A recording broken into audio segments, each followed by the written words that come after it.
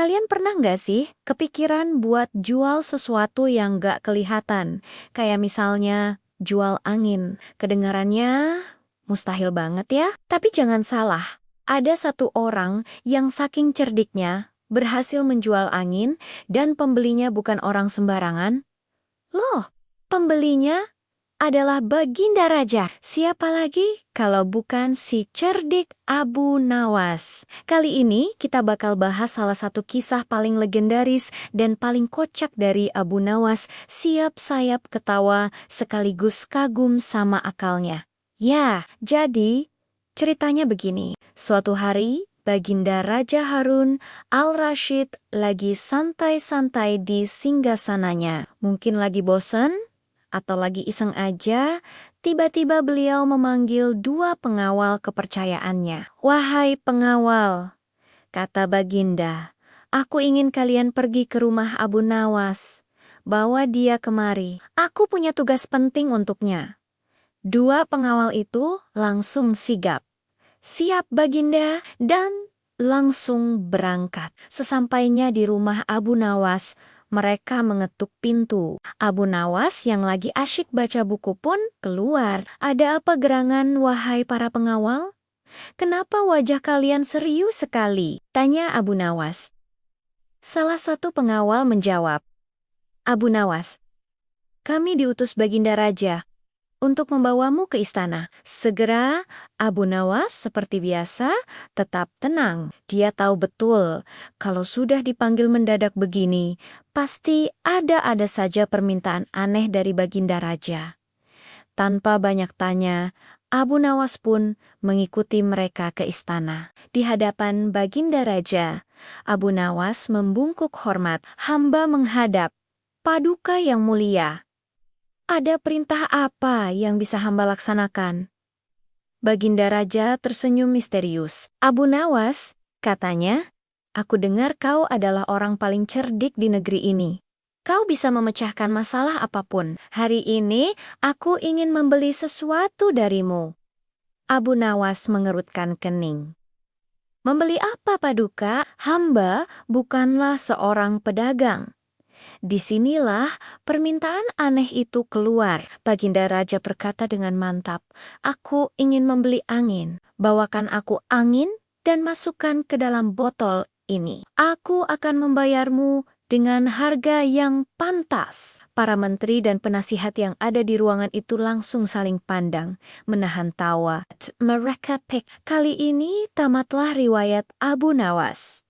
Mana mungkin ada orang yang bisa menangkap angin dan memasukkannya ke dalam botol? Ini jelas jebakan dari Baginda Raja untuk mempermalukan Abu Nawas. Tapi bukannya panik, Abu Nawas malah tersenyum tipis. Dia menerima botol kosong dari Baginda Raja dan berkata, "Tentu saja, Paduka yang mulia. Perintah Paduka adalah kehormatan bagi hamba. Tapi menjual angin bukanlah perkara mudah. Hamba butuh waktu 3 hari untuk menangkap angin yang kualitasnya paling bagus untuk Paduka." Baginda Raja setuju. "Baiklah, Abu Nawas. 3 hari lagi, kembalilah kemari dengan botol yang sudah terisi angin.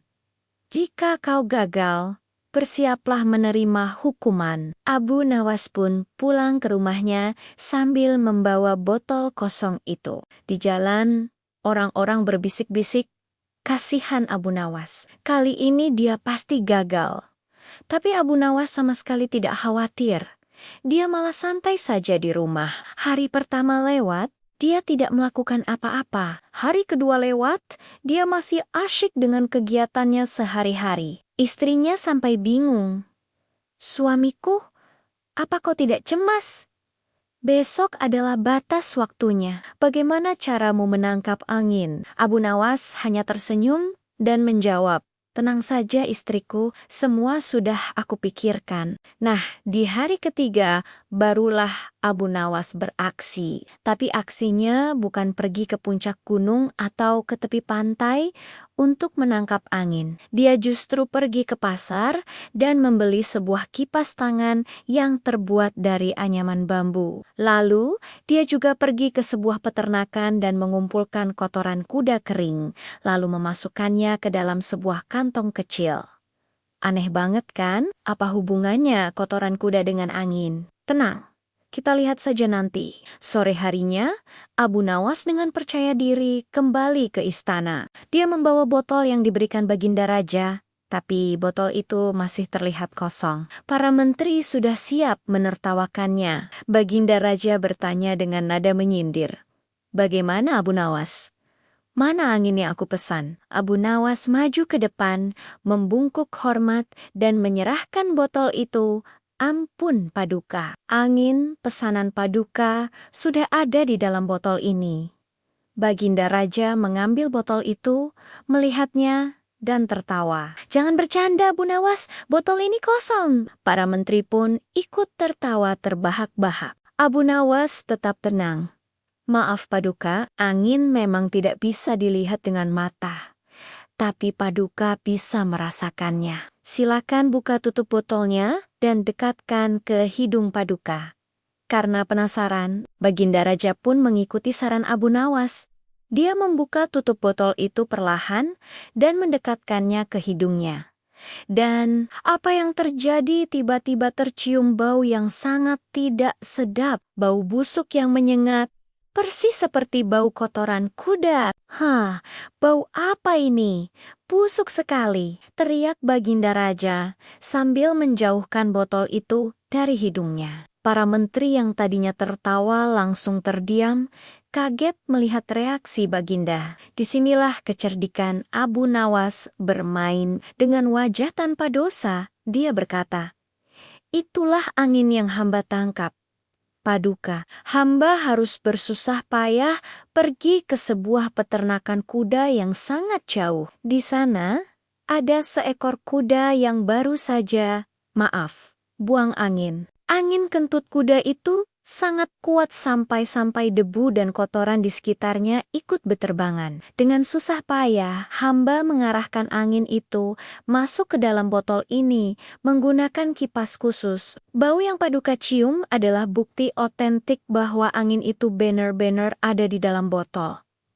Mendengar penjelasan itu, seisi istana langsung terdiam. Mereka antara mau tertawa tapi takut dan mau marah, tapi penjelasannya masuk akal. Baginda Raja sendiri sampai melongo. Beliau terjebak oleh kata-katanya sendiri. Beliau yang meminta angin, dan Abu Nawas memberinya angin.